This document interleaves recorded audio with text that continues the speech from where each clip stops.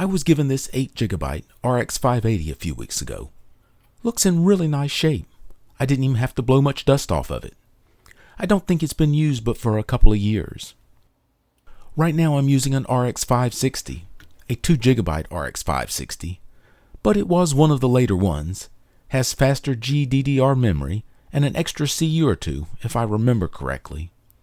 I do remember I splurged the extra $10 for this one over the slower one. Probably wasted $10, but it's been a good video card.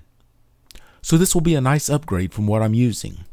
What I really like is this RX580 has two DisplayPort outputs.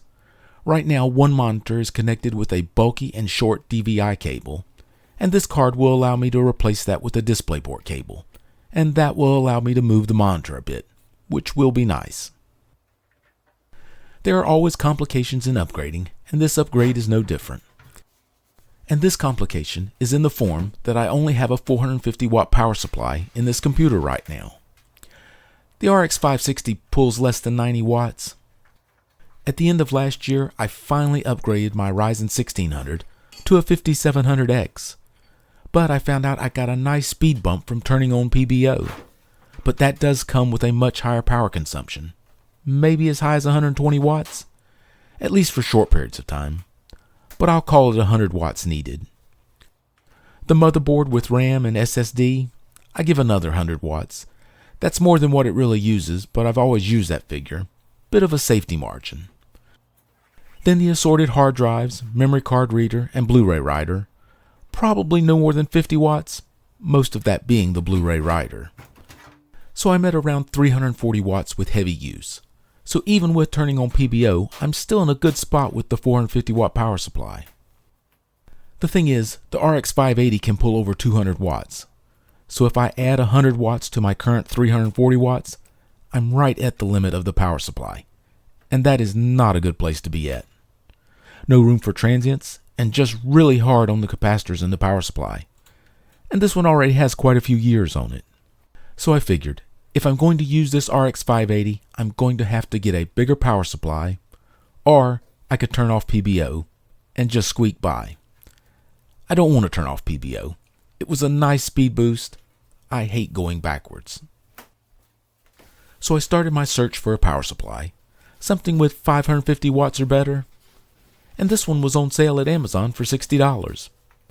I really thought that was quite cheap for a brand name power supply, and 80 plus gold to boot. I really don't think buying the cheapest power supply is a good idea, and this wasn't the cheapest, but it was close, so time will tell if it was a good deal or not.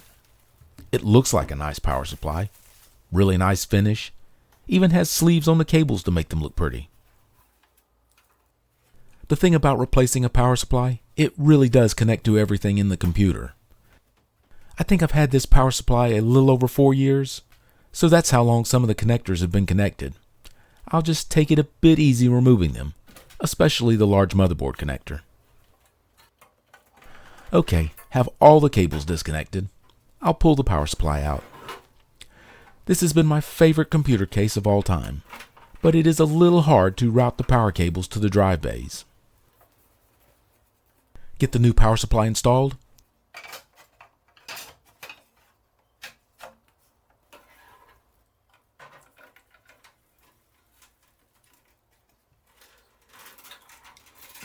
I don't know why they use thumb screws on this power supply bracket. Not near enough room to get one's fingers on the screws. The SATA power connectors on this new power supply are very tight. Don't think I've ever had to use as much force as these require. But they shouldn't vibrate loose. Now the motherboard power connectors, the 12 volt power to the CPU. I will use one hand to hold underneath the board when I'm pushing the large power connector into place. This is such a weak area of the PC board, there's just no support in that area. I'll tie up the unused cables, no modular cables at this price, and I'm ambivalent about the whole modular power supply cable thing. The last of the SATA power cables, the memory card reader and the Blu-ray writer. Again, the only negative aspect I've found on this case, the incredibly tight space getting to the drive bays. Now for the entire reason for doing this, swapping out video cards.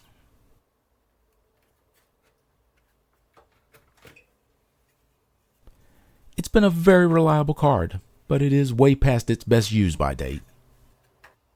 Well, the new one is a bit bigger, but not by much.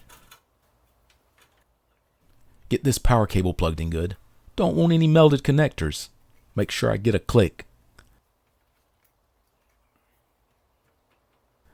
Well, I hope it runs. That was a lot of pulling and pushing on things. It booted up just fine, so I didn't tear anything up, which is always nice. And of course, I have to try out the GL Mark II benchmark. The desktop does seem to be a bit snappier. I think the windows look a bit better as well. I may be imagining that. I didn't think KDN Live used the GPU, but it is definitely better. It may be the window manager is just not having to do as much work, so it just makes the user interface seem a bit more responsive. Best of all, I got to move the second monitor to right where I wanted it. So success. Have no idea if that's a good score or not. I'm sure it's pretty puny compared to a modern GPU. Thank you for watching.